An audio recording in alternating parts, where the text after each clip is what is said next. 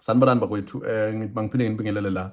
Izolo ngike ngenza i-report ngikhuluma ngokuthi i-ANC, I mean not ANC, i-EFF ifake umbono noma emotion wokuthi kususwe uThoko Didiza as i-speaker seParliament. So namhlanje ke since into ibingaye uThoko Didiza bekangekho eParliament kodwa bekuno deputy speaker weParliament lo mama osuka kwi-DA. So bengichaza izotha ngeke bakwazi ukudibana because of izinto ezithile ezirezwe iParliament. So bebekhuluma ke namhlanje, and ukukhuluma kwabo ama-political parties amanye avezela ukuthi awekho happy ngombono we-EFF ukuthi makususwe uThoko Didiza, and lento le bayibone as kuyinto emosha isikhathi for iParliament. I-PA nje, i-Patriotic Alliance kaGayton McKenzie isukumile yaveza ukuthi i-EFF imosha isikhathi. Ziningi ngabe into ekade ngabe sikhuluma ngazo la South Africa, abantu abasebenzi kunobugebengu kunani, but i-EFF ngoba iyi-party e-destructive, iyi-party ethanda nje ukumosha izinto, ethanda ukuthi izinto zingasebenzi and izomosha isikhathi. Namanje bekumele babe debate ezinye izinto ezibalekile, but bazodebate into abayazi ngeke ilunge vele, ngeke bawine, but basimoshela isikhathi.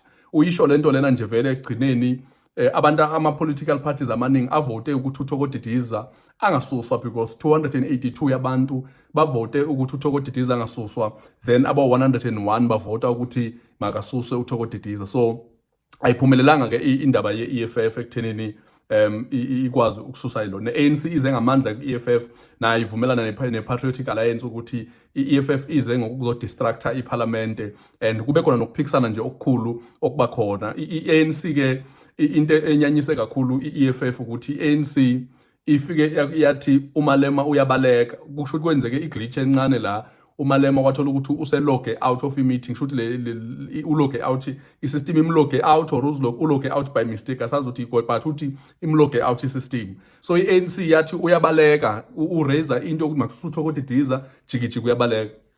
Wakwata kuMalema wabuya sekukhona leyo nto leyo, yasazi ke lesixuxuko esenzeke eParliament. Ngifuna nje uyibuke le video le bese siyaqhubeka. They are not serious about this motion. They even leave the debate.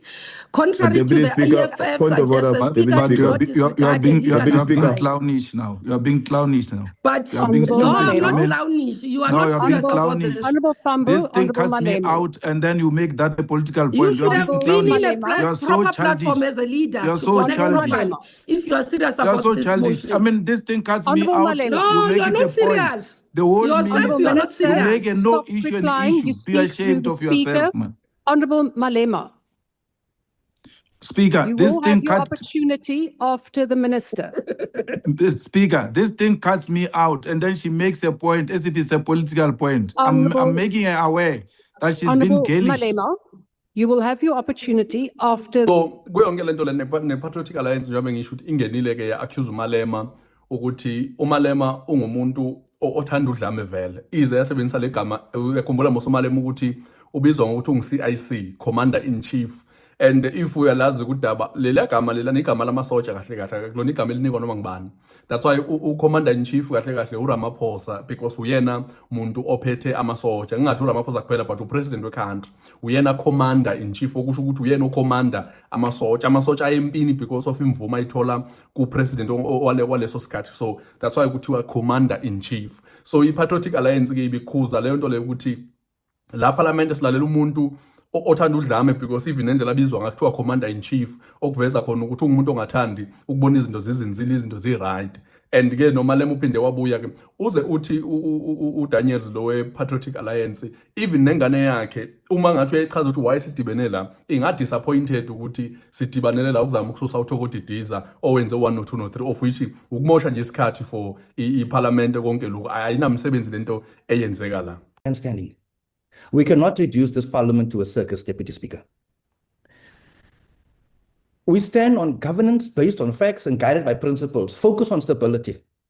And this particular motion fails on all three of these counts. So I don't understand why they come with this frivolous motion.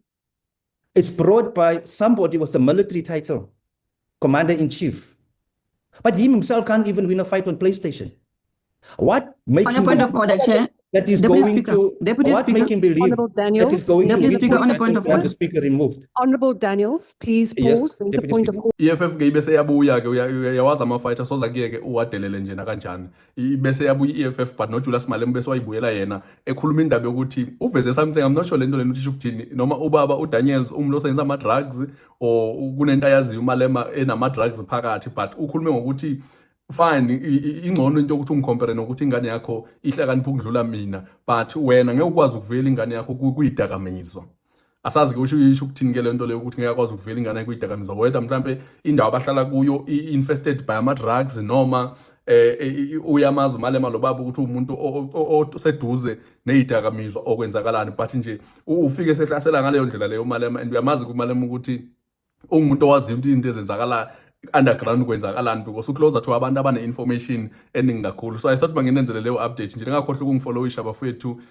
nokulike nokukhomenta nokushare ama-video thank you. You are.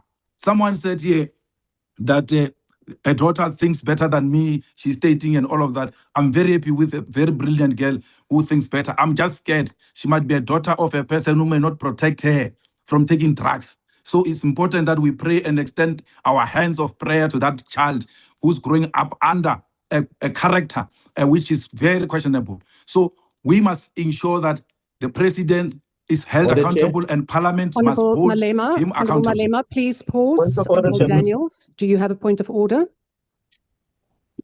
Yes, indeed, Deputy Speaker. Please proceed. The aspersions casted by Honorable Malema, considering that I was the person that made reference to my 13-year-old daughter, Deputy that she Speaker.